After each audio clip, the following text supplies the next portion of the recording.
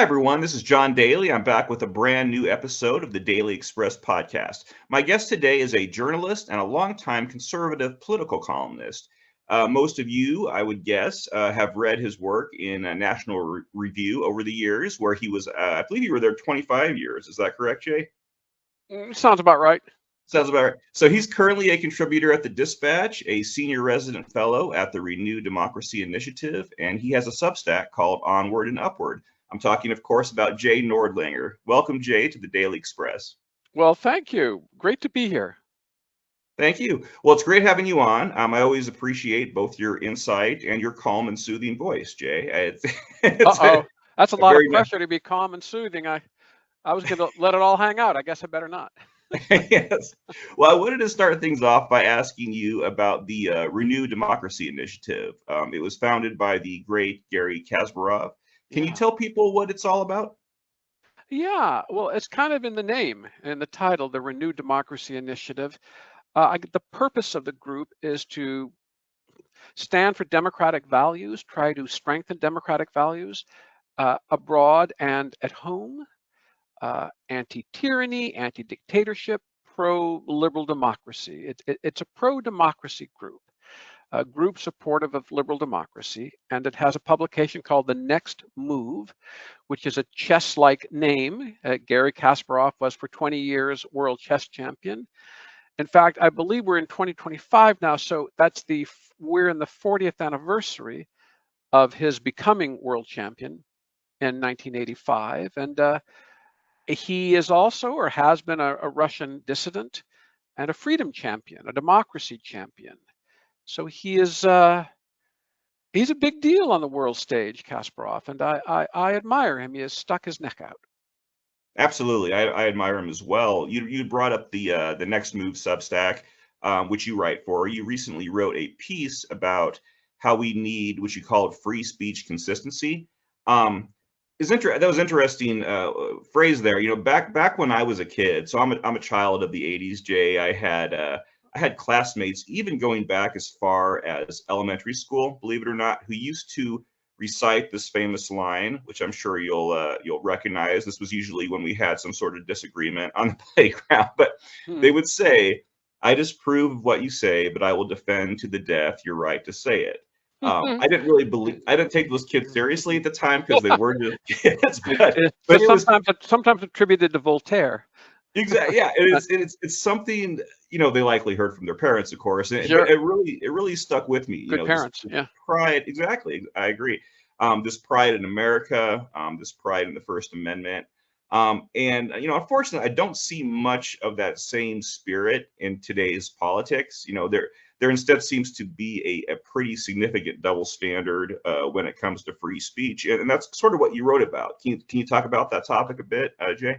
Sure. I may ask you to remind me of some points. I've written some since then. I think we can stipulate that everyone is for his own freedom of speech. The tough thing is to be for the other guys, and I think that it's instinctual in human beings to shut the other guy up if the other guy is being annoying or wrong. And there's an old debate: is liberalism, classical liberalism, is it contra naturam? Is it against nature? Does it go against man's natural inclinations? And so this is a big discussion, but it's a relatively rare thing, I think, in history for there to be a society that allows speech from all sides. It's a pretty rare thing. The majority or the rulers rule, and that involves shutting the other guy up. I myself, look, I'm no model. I'm no, I'm no, I'm no free speech purist. And there have been times when I've said, "My goodness." Well, I'll tell you a story. I think you were recently talking to David French, I was, yes. and I heard him give a talk once about free speech on campus. And I came up to him afterward. We were coworkers at the time, and I said, "David, I'm afraid I'm a bad civil libertarian because I really don't think there ought to be Nazi or communist groups on campus." And David said, "Well, that doesn't make you a bad civil libertarian, Jay. It makes you no civil libertarian at all." And ouch, right? Um, so yeah, I think people are pretty good at defending rights for themselves and for their friends and for their allies. Where the rubber meets the road is, are you willing to defend these things for people who are obnoxious to you?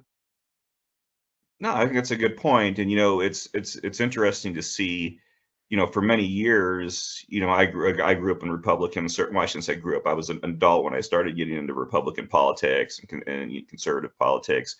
But that was just that was one area where the right, I think, really did have this high ground from which to kind of talk about how the left didn't believe in free speech. But Oh, we had so much high it's ground, John.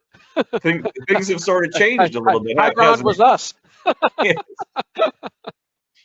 No, that's Yeah. absolutely right. But Yeah. yeah, it is sort of frustrating for me to see where it's gone now. It's cancel culture. Even back in the day, 15 years ago or so, when there was some sort of left wing or liberal figure that would get canceled for saying something, it felt like the right was sort of at least in pretty respectable numbers, sort of standing up for that person. You don't see that that No. sort of thing these days. I think just as a generality, see whether you agree, minorities are very interested in rights, civil rights, political rights, including free speech rights. Um, Majorities are rather less interested because majorities rule the roost, right? They have the whip hand, and so I think one reason that conservatives were so hot on free speech, particularly on campus, is that conservatives were in a very, very small minority on a great many campuses. And minorities want rights. But check out campuses and other institutions where conservatives or other flavors of right are in the vast majority. How do they handle their minorities? How do they handle dissent? Are they so tolerant? And it's I can tell you a few cases. And so I think really it's a matter of majority versus minority. And I suppose it's always been that way. I suppose it has ever been thus, where people in a, let's say, philosophical minority, a political minority, some other minority, have to look around and watch their step. And can we say this or that? And maybe we should lie low and stay mum. And whereas people in majorities can speak and act freely because they will be generally approved. That's a really interesting point. It sort of applies to, I remember during the second term of of George W. Bush's administration when his approval rating was way down in the dumps, and yeah, there was sort of just a fear to even be, out there with a Bush bumper sticker or anything like that on yours. You Yeah. were afraid people weren't going to respect that part of your freedom of speech. And again, I think if that wasn't the case, like right after 9/11, when all of the country basically backed that the same president. Mm-hmm. And yeah, that's a really good point about minorities versus majorities. I appreciate you bringing that up. Mm-hmm. Yeah, yeah.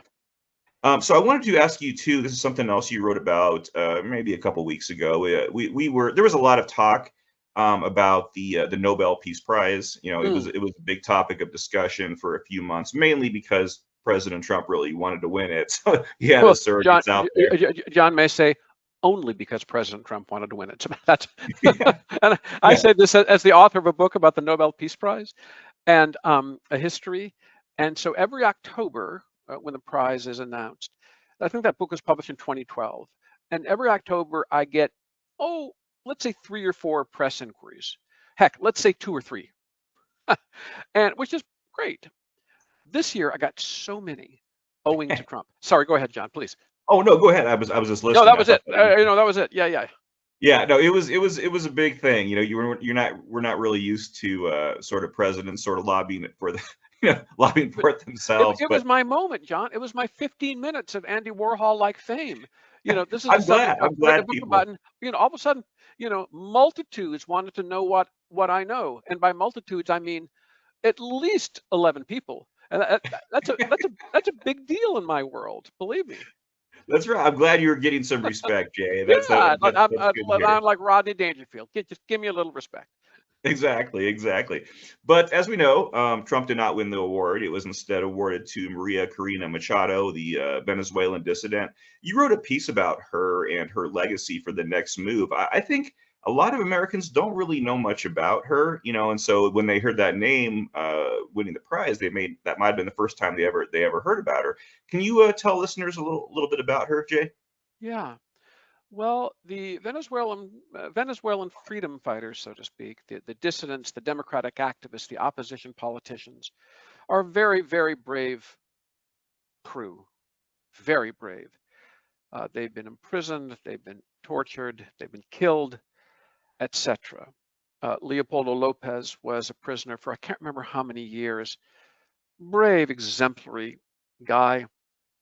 I've interviewed him a couple of times, wrote a profile. There are others. Edmundo Gonzalez, who is the presidential nominee of the opposition. Recently, the election was stolen from him, from the people, really, so on and so forth.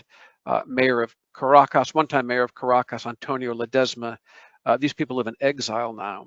The opposition coalesced around Maria Corina Machado, who is a bright, spirited, brave woman who now lives in hiding, owing to all the threats against her. And yet, in any way she can, she continues to communicate and to lead. And so I couldn't admire her more. She's giving it her all. She's putting it all on the line for freedom, democracy, basic human rights in her country.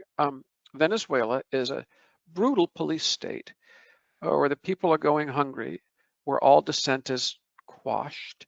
I think 8 million Venezuelans have now left the country. And so there's this great Venezuelan diaspora now. The Cuban dictatorship is backed by, well, the usual other dictatorships: Russia, China, Iran, Cuba, Nicaragua, so on and so forth. The same coalition that's trying to destroy and subjugate Ukraine. So some critics of Machado have pointed out that the United States, along with other democracies, backs her in the opposition movement. Well, I would hope so, because the dictatorship has plenty of backing. And these guys, doing their best in hiding and so on, need all the help they can get. Yeah, no, it's I agree, and she has been doing some very brave work, and I'm glad that there's been some Nobel recipients in the past that were kind of questionable. Barack Obama comes to mind, but no, I'm glad that this was a sort of a serious pick. It seemed like. And John, can I register a peeve since you've given me this wonderful platform? Absolutely. I'm so glad that the Venezuelan democracy movement has been honored. It's just a great and glorious thing. The Cuban democracy movement has never been honored with the Nobel Peace Prize, and that's been going on since 1959. I think it's high time. As long as we're talking about Latin America, it's high time. Yeah. Oh, excellent. It's something people don't think about it. You're right. Armando Valladares, one of the great heroic dissidents from Cuba, told me that if our dictatorship were right-wing instead of left-wing, we'd have won 3 Nobel Prizes already. Interesting. He must have told me that 20 years ago, by the way. Yeah. Well, maybe there's still time. We'll see. Yeah, you're right, John. Yeah. I wanted to ask you also, John, are you, since your fame is growing, are you ever confused with the golfer? Oh, all the time. So, Jay, I write thriller novels as well. I don't just do the political commentary. Political commentary is actually not even my profession. It's just something I sort of enjoy doing, and it started some podcasts and all this. But no, so I go by John A. Daly in my writing, specifically because of the golfer John Daly. Oh, right. And he obviously dresses much better, a lot less flashy. So yeah, it's funny. It's funny that you bring that up. I get a lot of people online who try to poke at me because we have the same name, and you wish you could be like this John Daly. I have no beef with John Daly at all, the golfer. It's funny because people try to start some kind of feud between the two of us. It doesn't make any sense to me whatsoever. I mean, you can't help what your parents name you. I mean, That's right. We all have a perfect right to our name. That's correct. I believe he might be a little older than me, so he might have had it first. But there's a John Daly Olympian too. There was a John Daly famous journalist. So it's not that uncommon of a name, really. No, an Irish. Irish. Yeah, Uh-huh. Irish descent. I have on my mom's side some Hungarian, but yeah, the Daly is Mm. definitely Irish. As they know in Chicago, don't they? Yeah, that's true. I have been Although asked the if I spelling's a little different. Yeah, yeah, yeah. yes, I've asked if I was related to that fellow too, Mayor Daly, but You no, run I your think own his machine. You're a one-man machine there in Colorado. exactly. Yeah, There you go, one man machine. I'm gonna yeah. add that to my my Twitter bio now. Good, good. Um, A daily machine I can get behind. there you go. It's nice because I can then create podcasts like the Daily Express. I have a newsletter called the Daily Grind with the wordplay. So at least gives me those opportunities Exactly. with a name like this. Yeah, the daily double if you want to do two of them. Exactly. Mm. That's great. That's great. I'll have to keep that in mind. So I'll get. I know we're getting off here. Yeah, So can't do much with can't do much with Nordlinger, John. yeah, that's Yeah, true. That's true. No, my kids. that's kind of a dead end right there. That name. No, that's it's true. It's true. It doesn't really even rhyme with anything, or No, but no, it's um, hopeless. just on a related note, and I may have said this on the podcast once before, but my family, my wife and my kids for years have been trying to. So I have this thing where I always, when we're out traveling together, I'll kind of talk about, how nice the bathroom was that I just used at some place, just like, or throw out a warning. But yeah, they want me to create this app, and I'm sharing this idea. I hope you don't steal it, Jay. But it's called John Daly's Daily John Reviews, where I actually do reviews of public restrooms across the nation. So apparently, with the idea that if someone needs to use a restroom, they're going to take the time to actually open an app and see how I reviewed it. I think there's a little bit John, of in all seriousness, and I know that the subject is ripe for joking. In all seriousness, that's a very good idea. mm, okay, well maybe it will Honestly, get stolen now that I honestly, said it because publicly. it would be useful and entertaining. I hope maybe I've been making fun of my family for bringing that up, but maybe I shouldn't be. Maybe that's No, my do it. chance. I'd subscribe. Excellent, excellent. Mhm.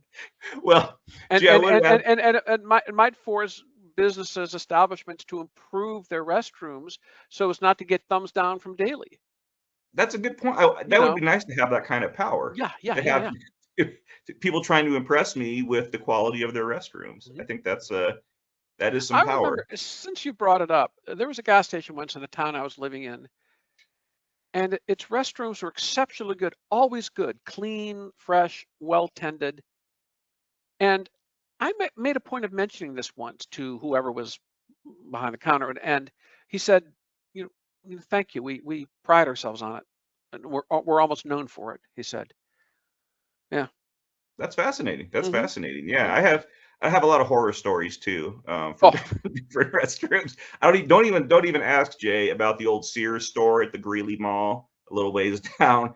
There oh, was an oh, incident I won't even get into. okay, John. How about the old Sears store down at the Greeley Mall? Since you said don't Yes, ask, you I can't can't do. even You talk can't. about it. Oh, okay. I can't even. I just what I saw that day years ago. I cannot Still even scarred. repeat. Okay. Okay. It was bad. It was I'll wait for the book to come out. yes. I'll put it in the app. I'll put a little Oh, okay. testimonial in the app. Okay. This is why I started John Daly's Put Daily it in a Time novel. Reviews. Put it in a novel. Yeah. These are great ideas. We are Oh, we are workshopping some solid good. things Good. today Good. here. All right, Hmm. I should probably get back to asking Yeah, you okay. a question based on your insight in political knowledge, Jay. There was this recent controversy concerning chat room conversations that were published that conversations were published last week by the Politico. They were between leaders of young Republican groups, and they were full of some really bad stuff. Actually asked David French about this too, but there was racism, Hitler praise, rape jokes, slavery jokes, Yeah. gas chamber jokes, pretty much every gross thing you can think of. Hmm. Um, and I do think it's important whenever I bring this up to point out that the Young Republican National Federation Board of Directors, they fully denounced the behavior and called for resignations. Other Republicans did as well. On the other hand, Vice President J.D. Vance basically excused it, saying that the texts from Jay Jones, he's the Democratic Virginia AG candidate, that they were worse, and so he won't he won't join in the quote pearl clutching over the young Republicans. Jay, what do you think first about what we're learning about this young Republican culture, and also the inclination of people like Vance to just kind of what about it away, always point to the other side, never look at their own side. Hmm. I'm glad to know. I'd rather not know, but I'm glad to know that the lid has been lifted off the sewer. Um, so I've been around, I almost said young interns, they're all young, interns and junior employees for many, many years. In the last 10 years or so, and they're conservative as a rule. I mean, genuinely conservative. In the last 10 years or so, they've said, man, it's really bad out there with the college Republicans, the young Republicans. There's some really nasty, fashy, illiberal stuff. And when I first started hearing such things, I discounted them. They're always kooks and cranks and extremists, and every movement, every party has them. It's sort of normal. But the testimonies piled up. And so I grew to believe it. And I know staunch conservatives of the pre-2016 variety, Buckley conservatives, Reagan conservatives, students who won't have anything to do with their college Republican chapter because these chapters are so extreme and not reflective of American values.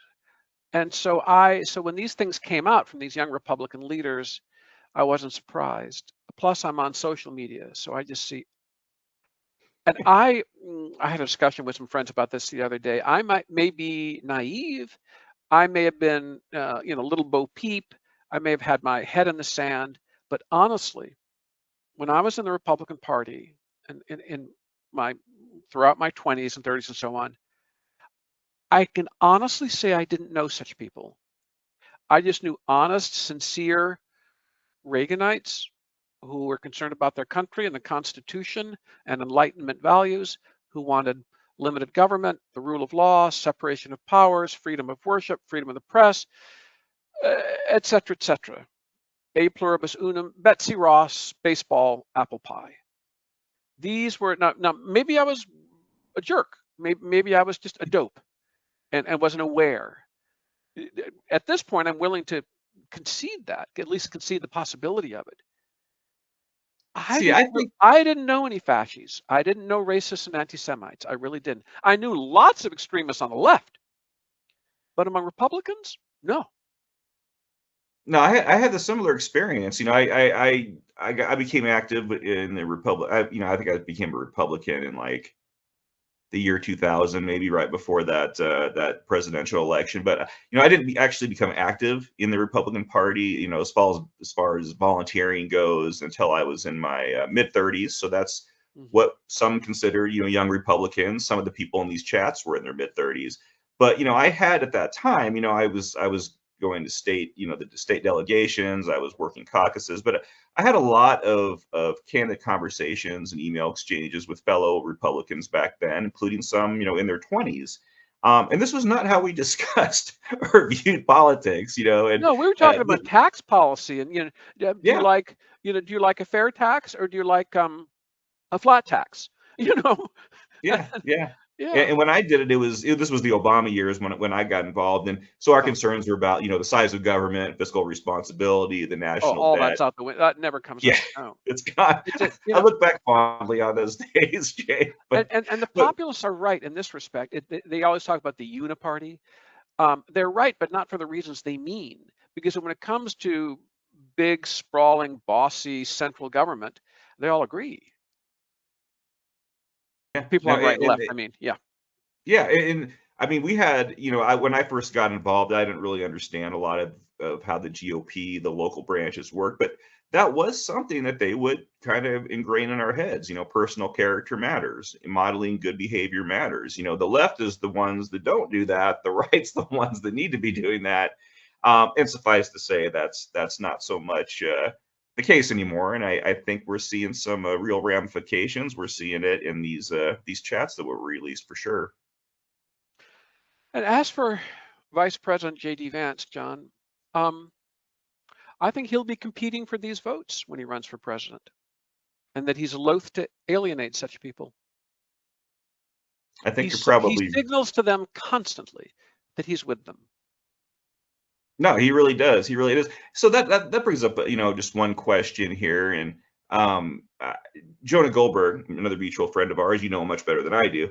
But he brings up the point where a lot of modern Republicans kind of see J.D. Vance as sort of a shoe-in for the nomination after Trump leaves office, or starts running before Trump leaves office. But I just do you think he's a shoo-in? Do you think he's? I mean, he would have to be maybe in the top 3 or 4 names right now, just because he is the vice president. But I don't see the same backing behind him that that Trump has. I'm not sure he's that smooth of a politician either. He definitely, he's going after a certain portion of the base for sure. But I don't know. What do you think about Vance's Well, prospects?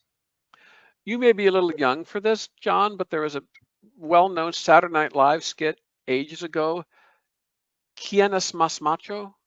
Who's most macho, or the more macho? It was really funny. And I think the next presidential contest, if Trump is not in it, will be "Quién es más MAGA?" Who's most more MAGA than thou, MAGA-er than thou, MAGA-er than thou. I think that's and Vance will be pretty formidable. He is sort of, I regard him as an intelligent, a well-educated, talented social media troll, which makes him perfectly poised to win the Republican presidential nomination. That's true. Well, it'd be interesting. See, people always, and I have friends who aren't that politically engaged, but they know that I am, and they sort of follow me to some extent. But they always ask me. Thank goodness for such friends who aren't so politically engaged. I wish I had more. Nice. I wish I had more such friends. Sorry, go ahead, John. No, it's actually nice, and I have, but I do get some because they know I'm into it. It's funny. I don't really like talking about politics when I'm just out in the wild. Me neither. It's my job. Yeah, I don't want. Yeah. Yeah, so when people ask me, I'm always kind of reluctant to weigh in. But yeah, people ask me like, who? Well, I'm just hoping our democracy will soldier on. Yeah. Oh yeah, no, it's true. But yeah, I don't know. They're always kind of curious what I think. What the future, who's going to rise to the top. And people ask me, if who do you think has the best chance of winning the nomination after Trump? And I always say the same. It's not Vance. It's not Rubio. It's not Haley. I honestly think, just based on what I've seen over the last, 10 years or so, I think the person who stands the best chance, and I have no idea if he actually wants to run, he probably doesn't, but is actually Donald Trump Jr. I think he would actually win the nomination with all of his whatever he's got going on with the different problems and the bloodshot eyes and everything. But I think he would actually stand the best chance of anyone if he decided to run. Oh man, yeah. You just I'm speechless. Speech. Yeah. It's sinking in. It's sinking in. Thank you very much. Yeah. So we had John Adams, John Quincy Adams, 2 Harrisons, grandfather and grandson, the Bushes, Donald Trump and Donald Trump Jr. Wow. I don't know. I'd rather take my chances with Eric or Barron, frankly, or Tiffany's my favorite Trump child, really. There you go. There you go. If we got to keep it in the family, yeah, I think there's others I would choose as well. She seems to be the least harmful. You may be right. You may be right. Well, Jay, I really appreciate your time. We do call this the Daly Express because I don't like to keep people too long on the podcast, and I know you've been generous with your time. So I wanted to thank you for coming on. It was great talking to you. I mentioned earlier people can read your columns at the Next Move, Onward and Upward, and the Dispatch. I say Dispatch like it's French. The Dispatch. Are there any other projects you're working on now that you'd like to tell people about? I'm a fan of John A. Daly. I want people to know that. And I wish you every success. And I do my political jottings, and I'm the music critic of the New Criterion. I often quote my old friend, Bill Buckley, who said, "All politics and no play makes Jack a dull boy." So you've given me a few laughs today, John, and I appreciate that. I appreciate that. Ever thought of running for office, by the way? No, because people would look at my Twitter feed and say, "We can't have this guy. We can't have this guy in public office." He's a little too normal. But John, there are dozens of us who'd be right behind you. So you let me know when you run. I'll write the first check. Excellent. Well, I would be honored, Jay, if you were interested in being an early investor in John Daly's Daily John Reviews. That this is the app that could bring something new to the nation, to the world. And I'll let that just kind of formulate in your head a little bit. You can think of it. I don't need an answer today. It's swirling around. Yeah. Excellent. Well, thanks, Jay. Thanks again for coming on the Daily Express, and I hope you have a great day. Anytime you need some more toilet humor, you just let me know. I'll come right back on. Excellent. Excellent. Thank you. Bye-bye.